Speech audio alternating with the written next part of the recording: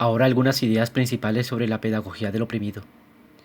El oprimido no debe ser rescatado, sino que éste debe tener la responsabilidad de hacer posible su libertad por medio de la pedagogía del oprimido. Mas esta pedagogía no es para él, sino de él. Las subculturas y los marginados deben tener una continua reflexión de la libertad desde ellos mismos, con autonomía y no como simple reflejo. Hay que pasar de la vida como biología a la vida como biografía, es decir, a reconocerse como parte de ella y no verla simplemente como objeto de externo. Alfabetizar es concienciar. Es importante la crítica, ya que ésta permite el reconocimiento de uno mismo y del otro, y la reflexión sobre lo conocido. Sin alfabetización no hay conciencia, y sin conciencia no hay historia, y sin historia no hay responsabilidad ante ella. Pensar en el mundo es juzgarlo. Se relaciona con la idea de Gustavo Bueno de que pensar es siempre pensar contra algo. Antes de decir nuestra palabra, hay que replantearnos primero críticamente las palabras del mundo. Antes de dar un juicio de valor hay que ser críticos. Con la palabra el hombre se hace hombre. La pedagogía siempre tiene una labor fundamental de desarrollar la lectoescritura crítica en el educando.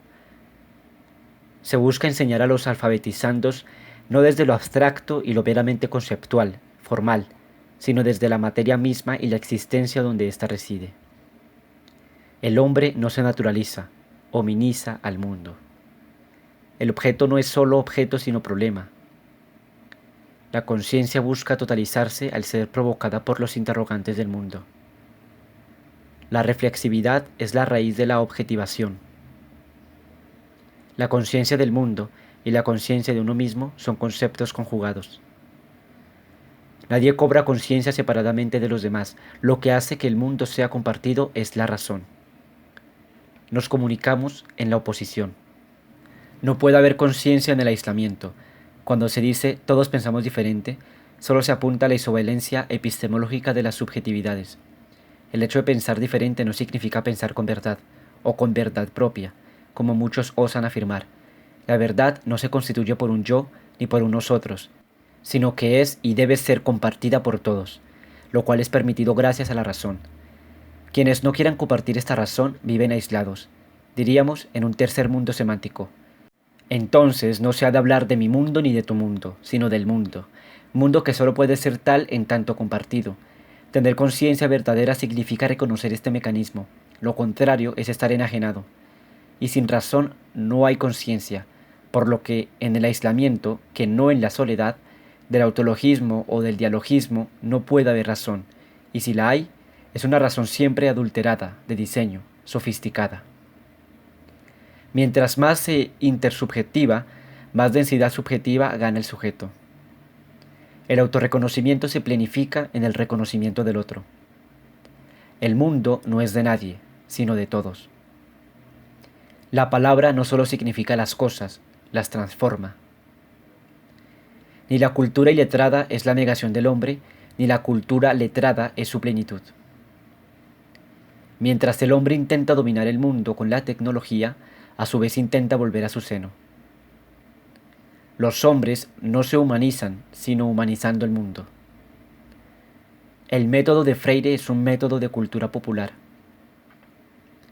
La educación verdadera trae a la conciencia las contradicciones del mundo humano. También hay que destacar los conceptos que maneja Paulo Freire en su teoría, por ejemplo, la distinción de los sectarios y los radicales.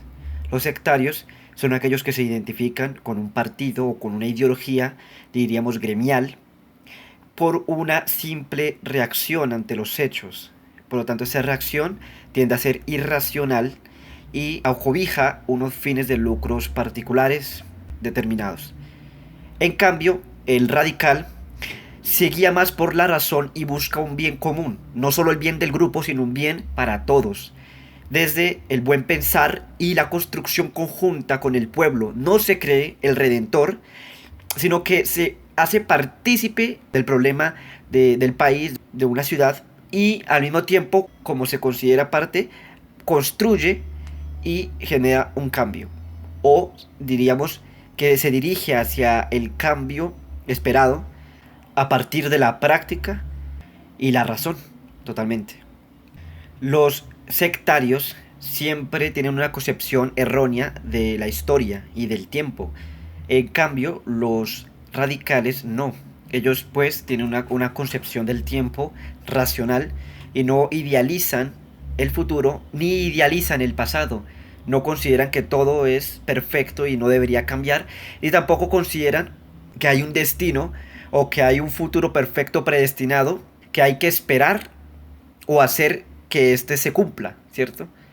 Por lo tanto, no se casan con ideales y no generan las miserias que se han presentado en los siglos anteriores y más cercanamente en el siglo pasado, como bien fue Hitler, ¿no? Muchas cosas que se expusieron en el ensayo de Maria Fiori ya las tenía en cierta manera consabidas o masticadas en otros textos, en otras lecturas con otros autores, pero algo que me pareció en verdad bien particular y novedoso en el prólogo de Paulo Freire es el concepto de radicalismo. No lo tenía presente tal como lo explica y lo define Paulo Freire, y me parece totalmente interesante este concepto para hacer clara está la distinción entre alguien que es radical y alguien que es un sectario, que no son lo mismo, ¿no? Un extremista o un fanático no es lo mismo que un radical. Entonces esto me pareció muy importante para después, en futuras exposiciones, manejar los argumentos de una mejor manera, diríamos, respecto a esta pedagogía y temas cercanos a la pedagogía. Respecto a la comparación con, o la relación con el proceso educativo que yo pues llevé a cabo hasta el presente, diría que cuando era más pequeño y me educaban en el jardín y me educaba pues también mi familia, utilizaban el método de la letra con sangre entra, más por parte de mi familia, ¿no?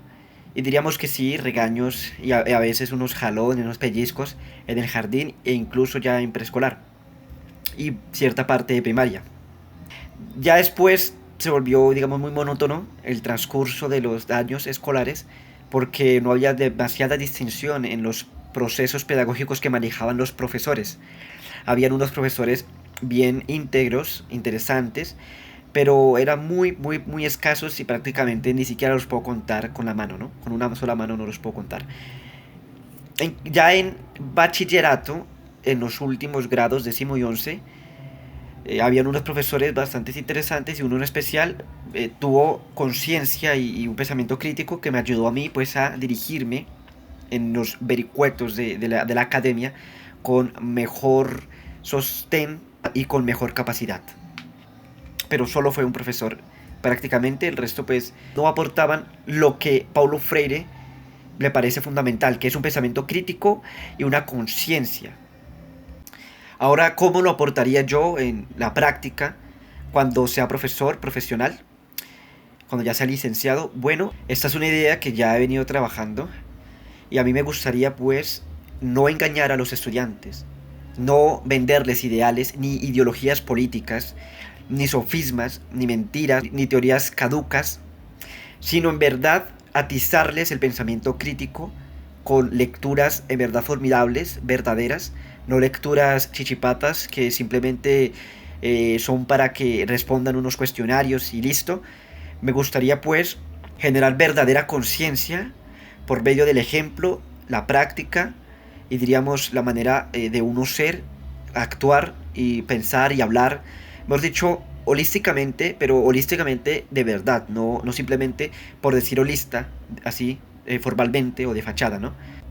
Porque lo más importante que la educación debería hacer con los estudiantes es desengañarlos, mostrarles la verdad de la realidad para que no vivan enajenados a ella y no se puedan adaptar de la mejor manera, que esto sí en verdad causa bastantes sufrimientos, bastantes molestias y la miseria humana y la perpetuación de la misma.